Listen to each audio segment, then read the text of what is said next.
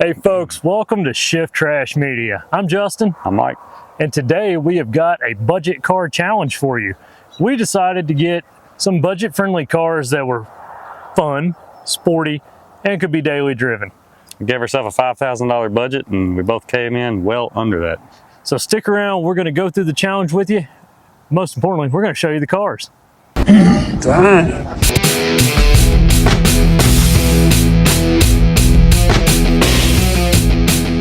Yeah, that's pretty slick. So we'll start with me. I found this 2007 Honda Civic Si in the coupe variation. Coupe. I did come in well under the $5,000 budget. It does have 215,000 miles on it. It's got some quirks. We'll say that. It needs some repairs. It's bone stock. It's been neglected. Maintenance wise, I guess that's a good way to say it. So it does need some things to be better handling and a little more reliable. Might even say safe. But I've been driving this car now for, I guess, a little over a month, and I've got the quirks kind of figured out. I know what I need to do, but I've left it basically the way I bought it, minus some speakers because I love music and it sucked only having 2 speakers. I left it basically the way I bought it for this challenge. What do you think about the car? Just a little bit, you've seen me drive it to work, for the last few months, but you never rode in it. You don't know anything really about it other than just the little things I've told you. What's your impression, knowing what I paid for the car? What's your impression of it? I think for the money, it's a good car. I think it's a solid start to one. And I would almost rather have one completely stock than one you don't know what's done to it. Right. Even in my opinion, even the ones that have been neglected maintenance wise, you at least know that nothing has been done that could have been done poorly or unsafely. And the maintenance isn't terrible on these. Right. Well, that's the odd thing too. The young man I bought it from, I don't think he had it real long, but it sounds like the engine maintenance had been on point. Engine bay's pretty clean, oil's clean, it runs very smooth and like a top. It's suspension, exhaust brackets, things like that, that's not the greatest on it. Things you want to upgrade anyways though. Right, yeah, and in the end scheme of things, if I keep it and we continue to do things with it on the channel, yeah, the suspension's gone. Pretty much all of it is kind of one of the first things a Honda boy does, if you will. And if I was to keep it and go as far as making it into a race car, why buy something that's got parts on it that you're paying more for getting essentially, but aren't what you want in the long run, I guess. Right. There's a lot of race cars that are built out of bone stock cars for a reason. Yeah, you end up paying for it twice. Right, exactly. So this is me. We'll get a little more into it here in a minute. Let's see what he got. And this is what I got. Exact opposite of your car. 2007 BMW 328xi, 6-speed manual. Which I do think it's important to put out, because when you were looking for BMWs, that was kind of the thing you wanted to do for this challenge. The 6-speed is, I don't want to say rare, but it's harder to find and definitely ups the price up, which does make what you got kind of a better buy at the end of the day. It's not rare, but it's hard to find in the price range we were looking. Right, especially 2-door everything. But yeah, so. Yeah. This has been messed with heavily. It's slammed on coilovers, 19-inch wheels, full exhaust, cold air intake. It's exact opposite tuned of your car. To some extent. We don't know what extent. It has it's got a tune. Yeah, that is one thing I will say right off the bat that I am kind of envious of with the BMW thing, is you can like tune it from a cell phone app. Essentially, the Honda guys, you all know, Honda or K-tuner, you got to have it. They're not cheap. Or you got to go to a tuner that is a Honda guy and has the master Honda. So that's pretty cool. Yeah, I had no idea when I bought this. They're basically like a computer. Right. Way smarter than me. So you've had it for a couple months now. You've been driving it to work pretty often. Yeah, it's been very reliable. It has the coolant upgrade, it has aluminum radiator, so I think the water pump has been upgraded as well. That's the thing that kills most of these cars. Right. So I can't complain. I like it. Cool. Well, let's talk about the challenge.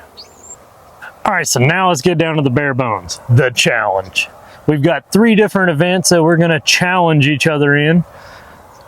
They are kind of stacked in your favor, not gonna lie, a little bit. But what we're gonna do is we're gonna put these cars through 3 tests. We're gonna keep score, then we'll come back and we'll discuss. We'll take tallies, see who actually won the challenge, and then we'll discuss the ins and outs of the cars and what we think is a good buy. Challenge number 1. Autocross / canyon carving, I guess you would say. We've got a spot marked out on a nice curvy road here close to where we live. We've got it marked off using the Track Addict app. We're gonna see who can do that the quickest safely. Under the speed limit. Under the speed limit. Then we're gonna do a 0 to 60 because again, we're staying under the speed limit. And then we're gonna do a fuel mileage test. So we'll take all 3 of those, we'll tally up the score, we'll come back and we'll discuss who is victorious and what we think you should look for in a budget car such as these. All right, so what do you say we talk specs, factory specs, for a tale of a tape, so to speak? Let's do it. Tell me what you got. I'm gonna take you to 2007 Honda Civic SI Coupe School. Really known for their horsepower. Not at all. So, the 2007 Honda Civic SI sports a 2-liter, which is the K20, which, in my defense, has become, the K20 and the K24 have become kind of the powerhouses of the Honda community, especially in a naturally aspirated form. There's a lot of guys, the swap in the older Hondas and everything is starting to be a pretty big thing. This K20 makes a whopping 197 horsepower to the crank, I'm pretty sure. But in the coupe version, as we are in, as I purchased, it's only 2,800 and some change. It's just a touch under 2,900 pounds. So in theory, if my clutch master cylinder wasn't going bad and my suspension didn't suck, power to weight ratio should work out pretty well in this car. Yeah, not bad. In theory.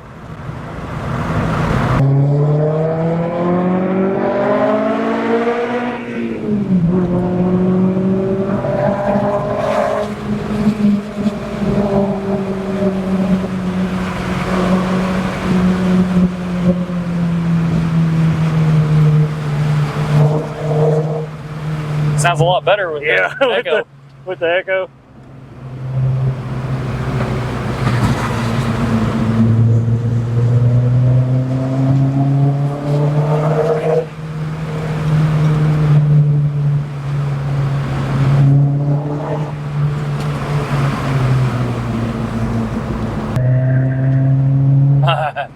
That ball tire didn't like that turn. I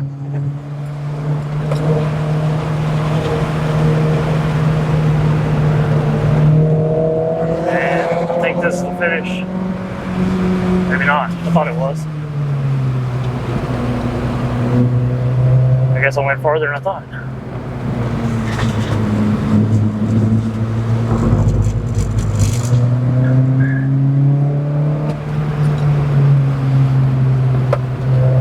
There's the finish.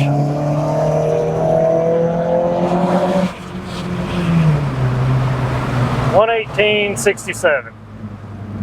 1 minute and 18 seconds. All right, so now we're heading to do the autocross / canyon carving challenge in the BMW. In a proper car. In a proper car, he says. The ultimate driving machine. Time will tell. We're also going to do the 0 to 60 before we head back and get ready for the fuel mileage test. I'm going to do it with the air conditioner on. Thank God, A, you know, that takes like a half a horsepower away. I need all the help I can get. And B, my car doesn't have AC, so. Half my car is sticker, though. If a sticker adds 10 horsepower, how much does half a car add? I'm going to say 10 and a half. solid 10.5 to the wheels, not to the crank, to the wheels. Oh, okay. So Mike, give us the rundown on this vehicle, factory specs, etc. Well, it's a 2007 BMW 328xi in two-wheel drive mode. About 230 horsepower to the wheels, 200 foot-pounds of torque. At a low RPM, it makes 200 at about 2,800 RPMs. Nice. This car does like lower RPM. So again, pulls. the complete opposite of my car. Complete opposite of your car. It's about 3,500 pounds, which is what, 700? About 600. About 600 heavier than your car. Yeah. So that negates a little bit of the horsepower advantage I have. But seems to be a really good car. It's tuned. We don't know if it's tuned well. Right. It's tuned horrible. Right. I have no idea. I don't really care to find out. It drives fine. Right. It's got coilovers front and rear. I've got the cheapest Amazon tires that I could find. Lionheart. Yeah, What they are, Lionheart. Lionheart, $80 a Rawr. pop. But they do grip well, it seems. This car handles extremely well. Zero complaints in the handling department. It shifts well. Something you wouldn't know nothing about. Yeah, yeah. I will say this too, this is my first time in this car. I've been in other vehicles that were, lowered as much as this is. It does ride pretty good, but you do know that they are quality coilovers. They are some good coilovers, and it does ride incredibly well for what it is. For all things considered, so far I'm highly impressed with the ride. I feel like you could take off cross country in this, and it wouldn't hurt you. Right. I've been in other cars that were lowered right on coilovers that were didn't ride this well. Whether that's BMW or just the quality coilovers that's on it. Right.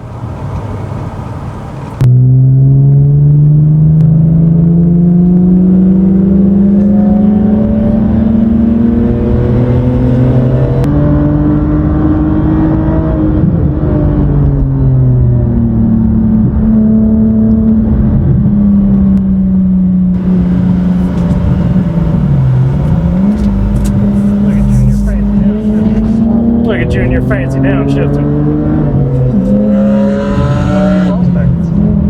You can afford it.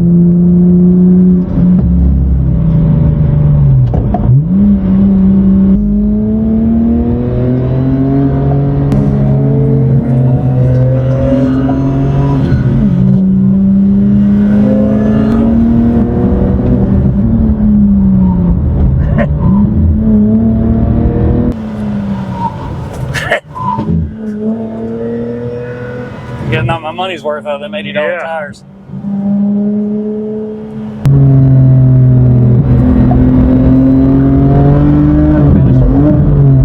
Okay, ready? when you Here's are. the 0 to 60. I'm going to short shift it because of the clutch.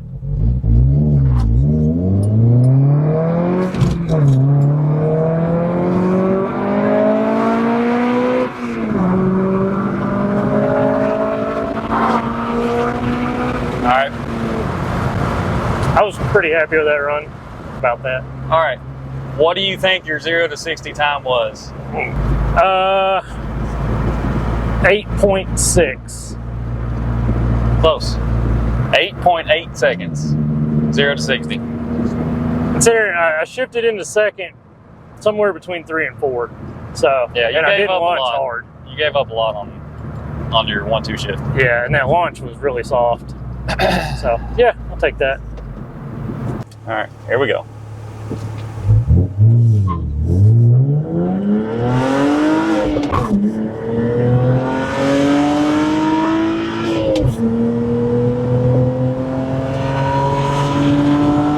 Okay.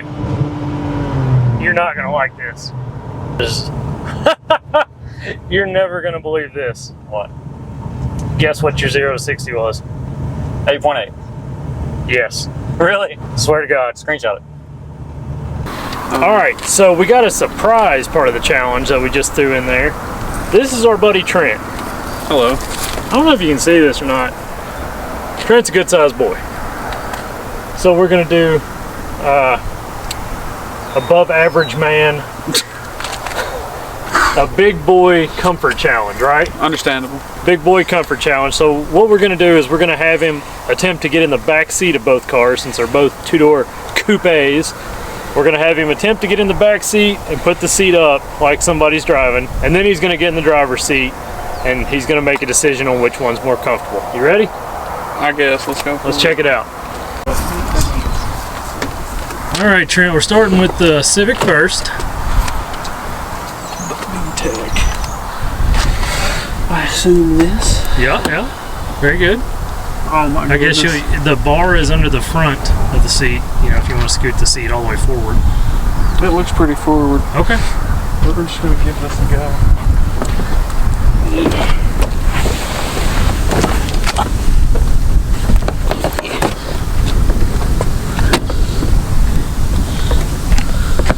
How you feeling? You know, it's better than a Mustang. Really? It is better than a Mustang. Can you not hold your head straight up? Like, as your head hit the ceiling? It hits the glass in the ceiling. Does it? Awesome. But I got room. Like, this is where you were driving, right?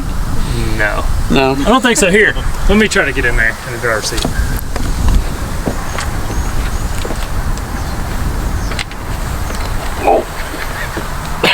So, You got room. is that your knees? Yeah.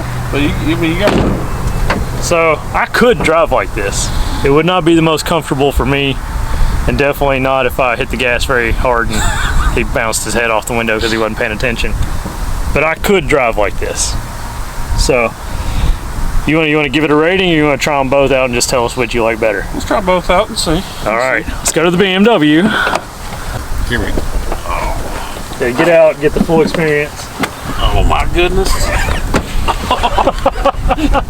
That sounded painful. All right, so now, driver's seat.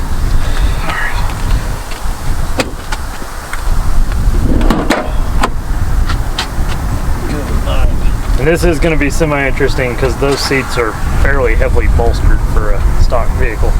It's on the bottom, very bottom center. Put that all the way up. Yeah, the whole half inch it goes up. You're physically in. Physically in. Doors closed. Alright, alright. I hope I don't have to use the e-brake. That's where my knee is. Oh. And how tall are you? Just call it 6'3".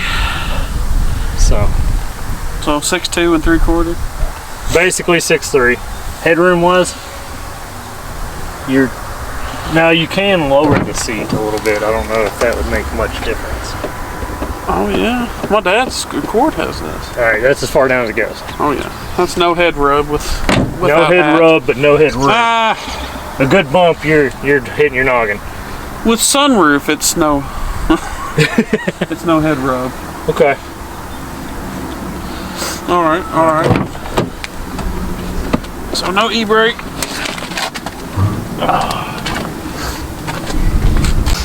All right, here we go. Into the back of the BMW.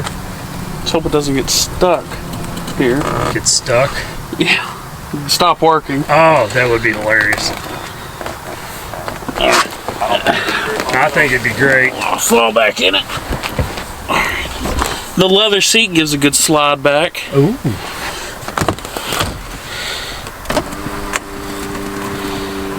All right, Mike, you wanna get in?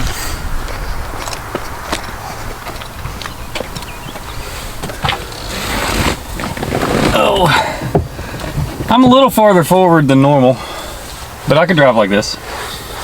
That's all it was. I could drive, but it wouldn't be comfortable. How are you headroom wise? No headroom. No headroom? But it's a nice It is headliner to broken rub your Yeah, hair on. there's no window to hit, so I mean, you That's a got good some point. cushion. That's a good point. All right, you gonna try the driver's seat. Let's see you get out and driver's seat.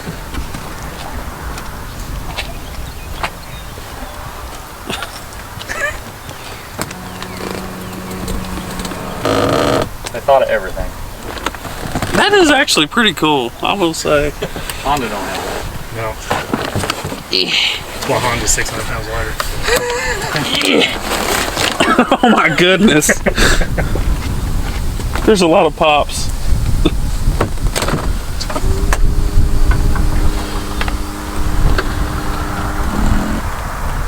That still don't look like it.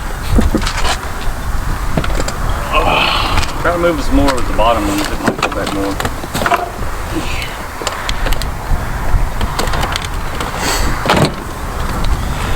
I mean, it looks like you were made for it. I mean, knees in dash, but... Knees in dash. Knees in dash. Try the ones down here, see if it goes back any farther. Oh! I thought it did. That's for when the BMWs broke down on the side of the road so you can play back and rest. It's good for napping.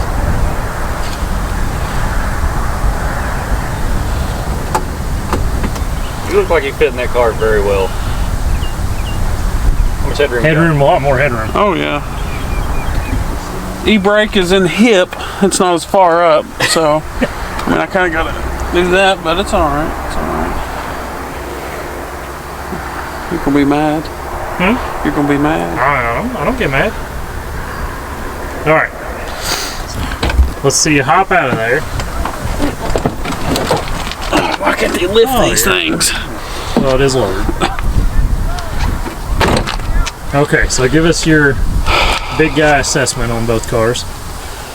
The Honda, I felt, was a bit tighter in the driver's seat.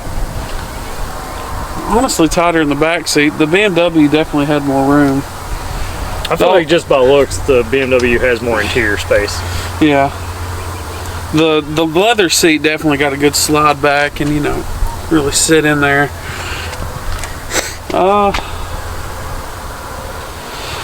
So if you had to buy one of these two cars solely based on your fitability, you would go BMW? Is that what you're saying? I'd probably go BMW. Okay. Probably. Okay. Well, but whatever. Whatever. I don't know. Well, we appreciate you coming out and giving us the above average man test. Absolutely, absolutely. Pleasure to be on the channel. On the channel. Yeah, I messed that up. All right.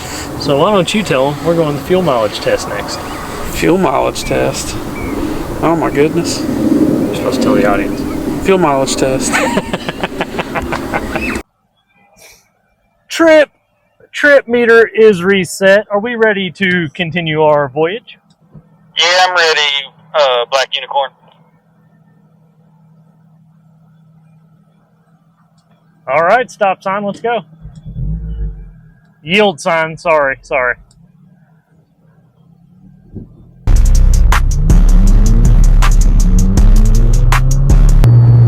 Trying to run off and leave me. My wing isn't flexing on you too hard, is it? I am intimidated by the flexi wing. This is the first thing that comes to mind when I see somebody in a two-ton BMW.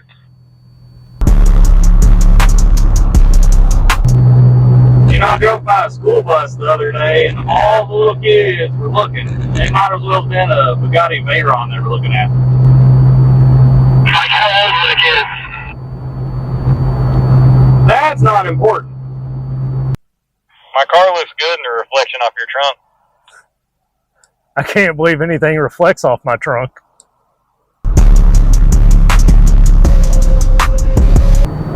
Did you see that orange Corvette? I did. Pretty sweet.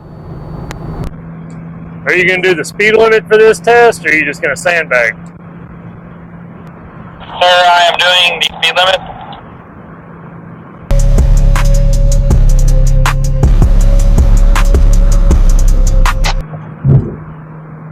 It's okay, I'm used to working around your videoing flaws. I don't think my numbers are going to be that great.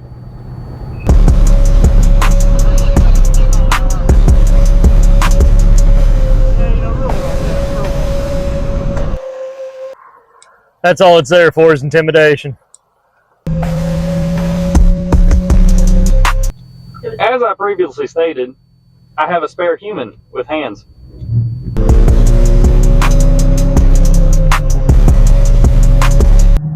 That Saturn said he was faster than you. Be careful.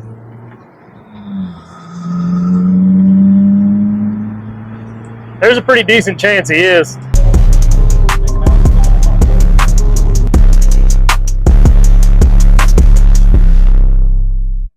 Like Jaguar. Back at the gas station, I'm showing 103.5 miles. We'll see what Mike's showing. We'll average that out. We'll figure out our fuel mileage. It's time.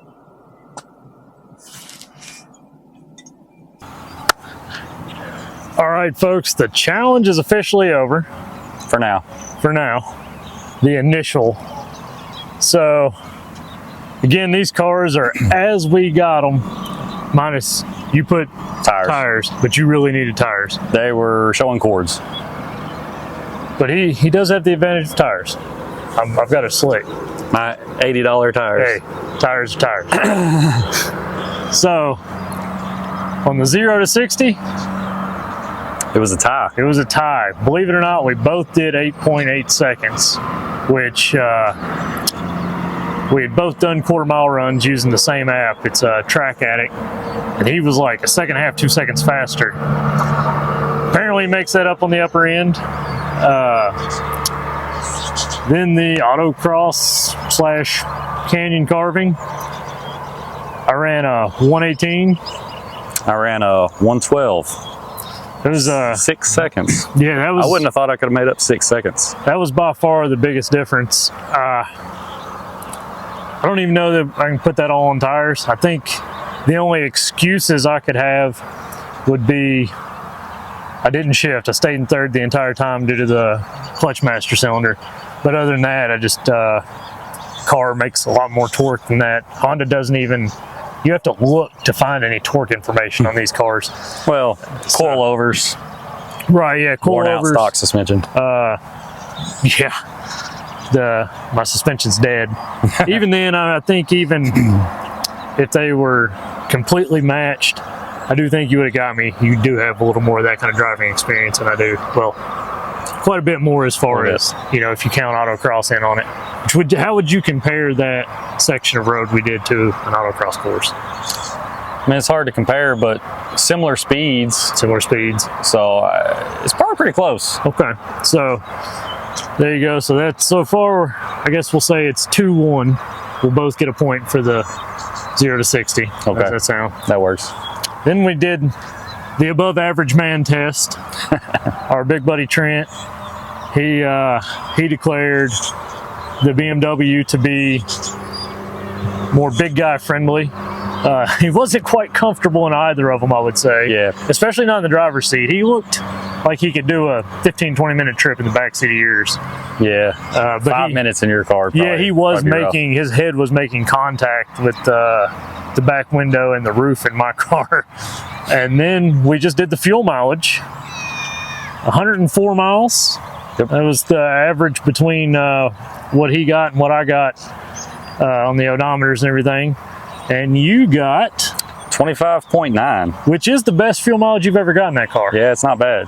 And I got 31 and a half. He did the math. I don't do math. So 31 and a half to 25. You're not even going to check me. I should have won that one. Right, yeah, you could have just cheated like crazy. So I guess the end result there on this initial test in this challenge is 3-2. 3-2 if we're including 1 point each for the 0 to 60. Did not see that coming. In all honesty, my predictions beforehand were the Ultimate driving machine. Yeah, I wasn't going to say that. The the autocross type test and the 0 to 60. I thought, I actually did think it would be closer on the autocross test. And only because I've drove that road quite a bit more than you have. That was the only reason I thought that. I didn't think my car had a chance against yours in it. The 0 to 60, I thought that was surprising. that I was highly surprised. It felt like a pretty decent run. I was short shifting. You were I don't think short-shifting. you launched near as hard as you have launched it in the past. Probably not, but other than that, I Yeah. don't think I messed up anywhere. I actually think Like, shifts were decent. that compared to my little quarter mile runs that I'd done in that car with that app, I think I launched easier, and I think that helped me. Where my biggest shift problem with that master cylinder going out is the 1.2. Yeah. I think launching easier actually did help me on that. So on the stats, going by that, it's a dead heat. But, you know, it's not all about the numbers. I personally think that either of these cars would be great for somebody that's on a budget and either is young and looking for one car that they can take to run autocross, you know, occasionally on the weekends, go to the drag strip occasionally, and go back and forth to work, plus something to tinker with, Oh yeah. buy some parts for. Or if you know, you've got a decent daily driver and you're wanting to get into motorsports, either one of these I think would be a great budget buy to start your build. Entry level car. With that, you know, his car has got good stuff on it already. Bone stock, that's kind of I guess you would look at price versus what you want to do. I mean, if you just wanted to go autocross occasionally and just have something fun to play with, if you can find one that's got decent parts on it, you know, aftermarket, go for it. If you're wanting to, like we talked about when we were doing the autocross type thing, if you want a car to grow with, find a stock one. Either one has a ton of aftermarket support. Right. And this actually surprised me. We did a little bit of research. I think we specifically looked at coilovers and maybe something else, maybe like air intakes. The price ranges were neck and neck. I just assumed, being a BMW, that the aftermarket support would be more expensive, and it may be in certain things. Like if you get well into it, you know, like if you put an actual intake manifold on it or something to that nature, it may be a little more. But then again, it's seen from just a little bit of research we did that tuning yours is cheaper and easier. So I mean, really, it's kind of a dead heat. Personally, if we did this again, and you had this car and 2 or 3 other different makes and models that you know are in that price range, would you choose yours again? For the autocross part? For all of the it. whole thing? Yeah. For what we're talking about, for having something you can do a little bit of everything I mean, with on a budget. It's a good choice. It's a good choice. It would be hard to pick one that would do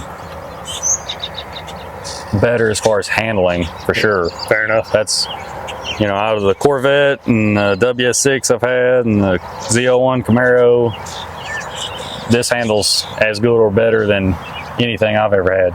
So, I mean, there you go, especially if you're leaning for the just driving and having fun or the autocross side of it, definitely go that route.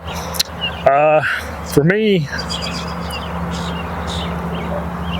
it would be hard not to go back with the Civic again. I think the only thing, and again, we came in way under budget. I feel like that needs to be stressed, that $5,000 mark, you can do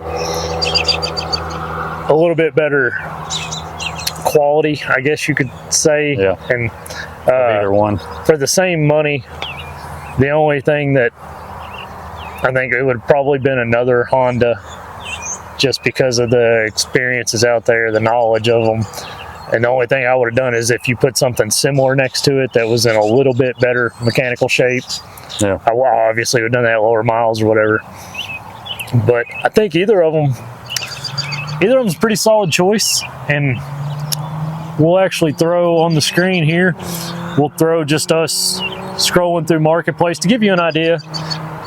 Would you say that for that body style of 3 Series, we'll just throw the whole 3 Series in there, maybe 2-door, maybe 4-door, would you say, and it's a broad spectrum, but 4 to 8, you know, depending on how nice it is. Yeah, entry level 4-door automatic 4,000, and on the 8, you're 2-door 6-speed. We'll probably lower miles. Well, maybe not lower than that, but low miles for the year. Yeah, and probably well taken care of. On the 8th gen SIs, you'll see as we show the scroll in here, it's about the same, 4 to 10 really. It's just going to depend on what's done to it, how many miles are on it, if it's any good shape. You can get them cheaper. Buyer beware. be willing to work on them. Yeah, they may be fine, and maybe some guy had it and just drove it to work for a bunch of years. But just make sure you check out whatever you go look at. Make sure you check it out real well. Drop in the comments which one of these cars you would rather have. Also, let us know, should we continue to play with these cars, or should we just mess with them till we're tired of them and move on about our life? I think we should go to an actual track. Yeah, I wholeheartedly think we should go to the track, but I did want to test them as is, as purchased, and I don't know if they would let mine on a track. So there's that. Hey, thanks for watching. Don't forget to hit the like button, hit that subscribe button, and we'll catch you next time.